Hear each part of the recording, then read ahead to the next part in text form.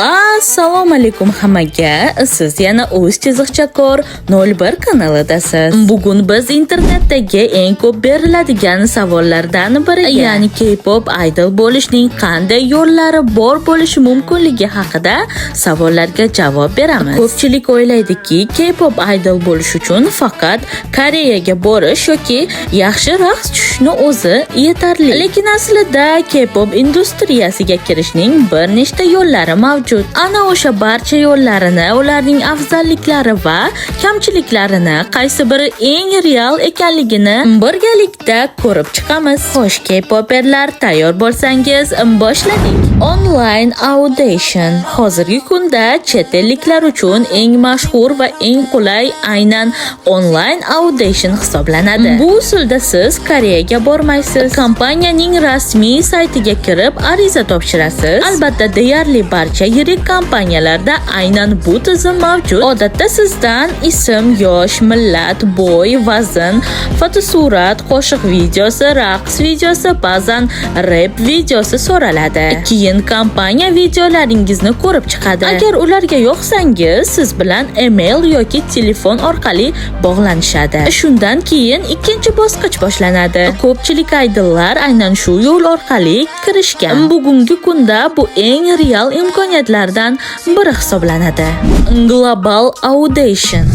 Bu usul online auditiondan farq qiladi. Bu yerda kompaniya o'zi turli davlatlarga boradi. Masalan, O'zbekiston, Qozog'iston, Tailand, Yaponiya, AQSh, Kanada, Filippin va yana boshqa davlatda maxsus audition o'tkazishadi. Bunda sizdan talab qilinadigan narsa, siz belgilangan joyga borib, kompaniya vakillari oldida chiqish qilishingiz kerak. Ko'pincha 1 daqiqa qo'shiq, 1 daqiqa raqs, qisqa tanishtirish so'raladi. Global auditionning afzalliklari shundaki, sizni kompaniya xodimlarini o'zlari jonli tarzda ko'rishadi. Bu esa ba'zan videoga qaraganda yaxshiroq natija degani. Ko'chada iste'dodlarni qidirish tizimi eng qiziq va eng kam uchraydigan usullardan biri hisoblanadi. Bu degani, kompaniya xodimlari ko'chada, savdo markazida yoki tadbirda sizni ko'rib qolishi. Bordi-yu ularga tashqi ko'rinishingiz yoqsa,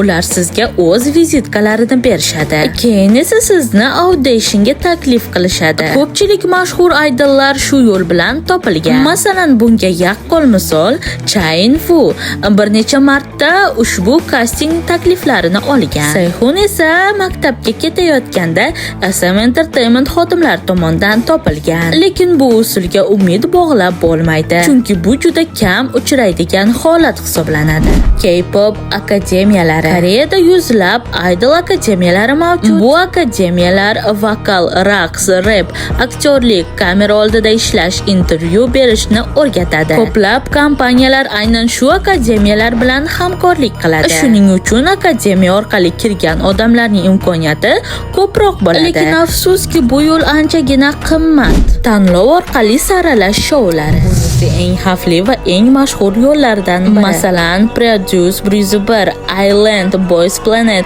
Girl Planet 999 kabi loyihalarda qatnashish mumkin. Bu yerda yuzlab odamlar raqobatlashadi. Millionlab tomoshabinlar ovoz berishadi. Payqaganingizdek, faqat eng kuchlilargina debyut qilish imkoniyatini ola oladi.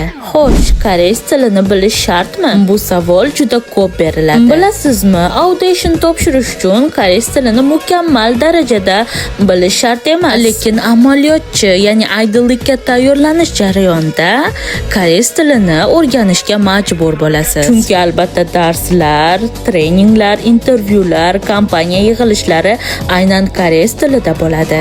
Yosh chegarasi qancha? Agar siz 12 yoshdan 20 yoshgacha bo'lsangiz, tabriklayman. Ko'pchilik kompaniyalar aynan shu yoshdan nomzodlikka qabul qilishadi. Eng qulay yosh odatda 13 yoshdan 17 yosh oralig'i hisoblanadi. Lekin bundan katta yoshdagilar ham qabul qilinadigan holatlar ham bor. Siz ushbu videodan so'ng siz K-pop idol bo'lishning faqat bir emas, balki bir nechta yo'li mavjudligini bilib oldingiz. Lekin qaysi yo'lni tanlamang, muvaffaqiyatning asosiy siri bir xil: doimiy mashq, sabr va taslim bo'lmaslik. Xo'sh, K-poperlar, siz yana qanday usullarni bilasiz yoki eshitgansiz. Kommentariyada o'z fikringizni bo'lishib o'tishni unutmang.